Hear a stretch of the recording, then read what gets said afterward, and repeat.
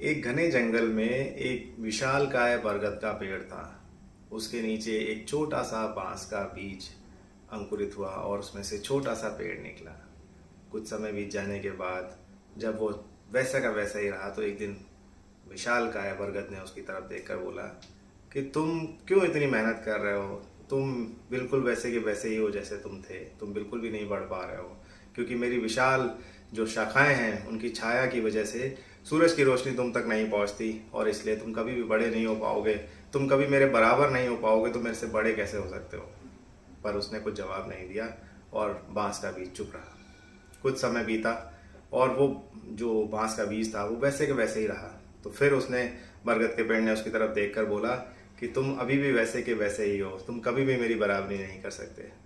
5 साल बीत गए और वो जो बांस का जो पेड़ था वो वैसे के वैसे ही रहा, लेकिन वो नीचे अपनी जड़ों को मजबूत करने में लगा हुआ था। भले ही उसका ऊपर आकार बढ़ा ना हो, लेकिन नीचे उसने अपनी जड़ों को बहुत ही गहराई तक पहुंचाकर पानी और पोषक तत्वों तक अपनी पकड़ बनाई।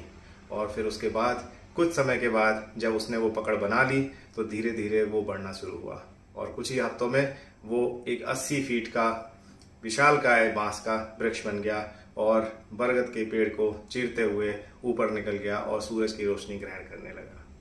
फिर अचानक एक दिन तूफान आया और वो बरगद का पेड़ उस तूफान को सह नहीं पाया और वो गिर गया। लेकिन बांस का पेड़ लचीला था और उसकी जड़ें बहुत मजबूत थी, इसलिए वो नहीं गिरा। वो झुका जरूर, लेकिन वापस फिर खड़ा हो गया।